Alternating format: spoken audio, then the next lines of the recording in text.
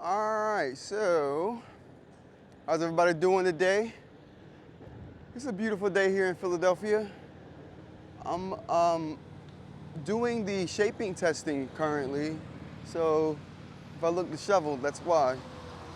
But I had to take a break because my battery fell below 50%, so I felt like I will use the rest of the battery and I'll go show everyone the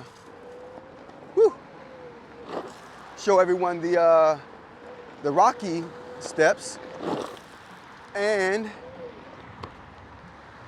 we'll talk more about it there. But you know, we'll do some things along the way. So I wanted to talk today about pads specifically. So I get a lot of comments in the comments about my lack of pad wearing. Woo. Woo. Okay. I might have hit the rail on that one. Did I? I do wear pads. I'll be wearing pads in the shaping video because I wear pads when I'm doing something that's unpredictable, that I haven't done before. I'm sorry, I'm in my nose right now. Jesus Christ. I wear pads when I do something unpredictable that I've never done before. So that's how I do it. And I do that because if I've never done a trail before, I typically wear pads, especially if I know I'm going to be hitting it. Or if I've done a trail before and I know I'm trying to get like my best time or something like that, I'll hit it then. Woo! But other than that, I don't really wear pads. You know, when I'm like just riding and I'm just trying to feel the breeze, I don't throw pads on for every ride. Sketchy rides, things where I'm doing things that I haven't done before, yes. But I'm not just like, oh, I'm about to go for a ride and then I got pads on, you know what I mean? So that's not how I do it. For me, pads are an option when I'm doing something sketchy. I'm not typically doing stuff sketchy. So when you see me going fast, to me, that's not sketchy.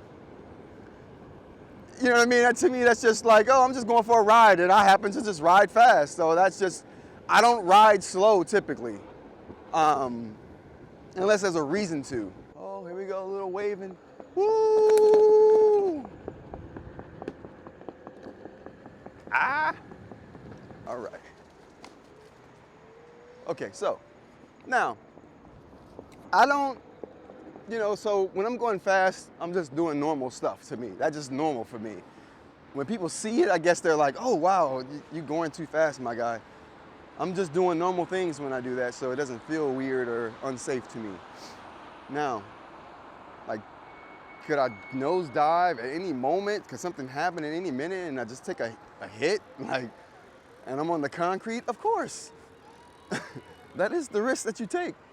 Just getting on a one wheel. I don't think you're inherently safe because you have pads on when you're on a one wheel. Case in point, the injury I typically sustain when I'm on a one wheel is a shoulder injury that no amount of pads are going to protect you from. So, like, when I fall, my hand hits the ground, it may hurt my wrist for a little bit, not even a day. But what really gets injured is the shoulder. The shock goes up through the hand, the elbow, and then to the shoulder, and then the shoulder might get popped out of place or something. Like, not typically on a one wheel, but that kind of thing can happen to you when you're falling. Say you fall on your elbow. I fall on and hit my elbow. My elbow takes most of the impacts and hands. But my elbow will be fine. My hands will be fine. Wrists will be fine. It's the shock that I put my shoulder through in the ordeal that causes me an injury, which causes me not to be able to like use it or have full range for like a week or two. So those are the injuries I sustain. And no amount of pads, like I said, is going to help that injury right there. So, and that's kind of how I look at it. I've only heard one thing. Oh, let's get by these guys here. Okay. get by these people here.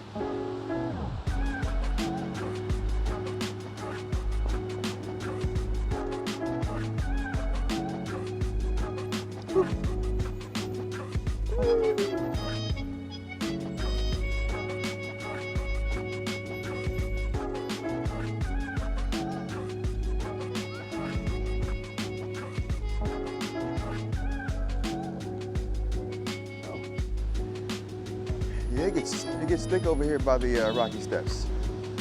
It gets super thick. See if we can cut through some people. Can I cut through here? Thank you so much, appreciate it. Little skirt while we over here. Little skirt. All right, so we'll go over by the rocky steps here, and we'll finish this up there. Matter of fact, we'll just go to the top there. Can we ride up to the top? Yeah, we'll ride up to the top, and we'll finish this up there.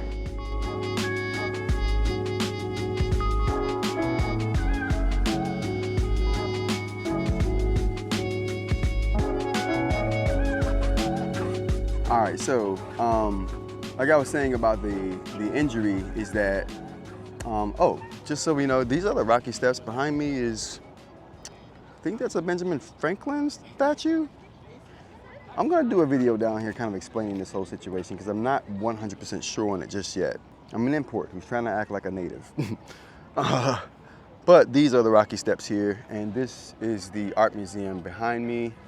Let's go ahead and, can we take a look at this really quick? Boop, art museum right there behind me. So what I was saying is that the only injury that I've ever sustained other than the shoulder would be a rib injury I sustained, and that was because I was doing a trick. I might have the video, I'm not sure if I do or not.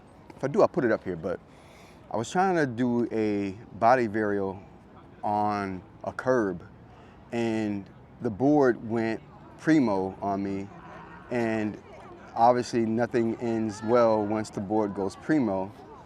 I don't think anything's intentional after that, but I went backwards off of the board and like landed like, this is the curb, my back landed like that on the curb. So I cracked a rib, and I went on a Boston trip after that too, and posted a video or posted a picture of me riding the Onewheel in Boston with a cracked rib.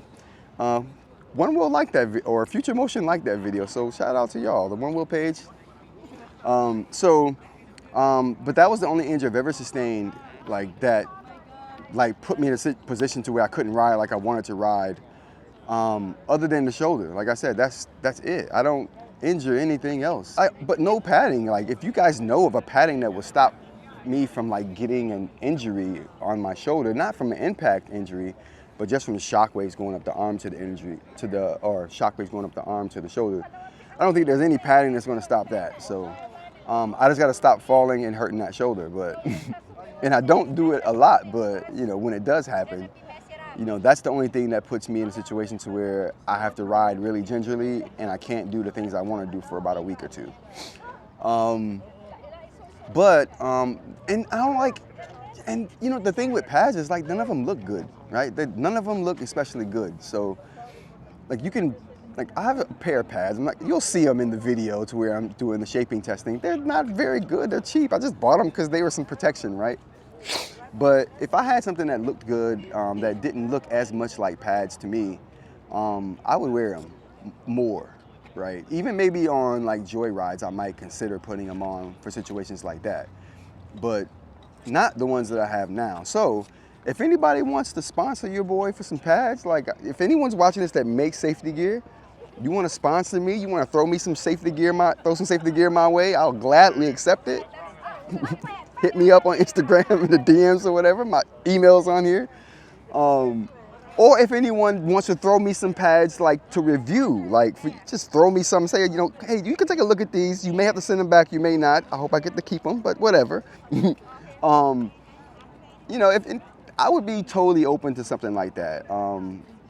That might get me looking at pads more and at least experimenting with some pads that I just either can't afford myself or don't want to put the money into something that I think is, you know, is not really protecting me. You know, like I said, shoulder, non-impact injuries, secondary, indirect, implicit, all of that. So, but yeah, so that's my take on pads. That's why you don't see me wear them in videos as much as I actually do wear them. I'm not recording those videos and putting those up. I like the way it just feels like without pads on riding, and that is, what I go for most times when I'm riding the Onewheel. Trails, unfamiliar terrain, things like the shaping that I'm going to be doing, I'm going to throw on some pads. My daughter came up and took my helmet. Like, she must have thought my helmet was hers. She was in a rush grabbing Onewheel stuff because she rides with me, and just grabbed my helmet instead of hers, so I won't have a helmet on in the video. Hers just legitimately would not fit me. But yeah, so that's the pad situation with me. I do wear them, not all the time. I always go fast, so when I'm just joyriding, just going out to take a ride or go to the grocery store to do something real quick, I'm riding fast. So that's just how I do it. It's not out of the ordinary for me to be riding fast without gear on. But I understand how it could be kind of like jarring to other people seeing it for the first time. But that's just how I ride. But all right. I hope you guys enjoyed the views. Hope you guys enjoyed the info. I'm gonna direct people to this video when they're like, dude, you need to put some pads on. I appreciate all the concern too, I really do, you guys. So anyone that commented in the comments saying, hey, I feel like you need to wear some pads, you're making me nervous, my apologies, I don't mean to make anybody nervous, but that's just normal stuff for me. That's just how I ride, and I've never been hurt riding fast. Usually when I'm doing something that hurts my shoulder, it's like riding some unfamiliar terrain or hitting a divot I didn't know was there, and typically I'm not going fast at all when that happens. It's just, I'm probably going less than 5 miles an hour when those things happen, to be honest with you. So, all right, I hope you guys enjoyed the views in Philadelphia. That's going to be it for me. Until next time, take care.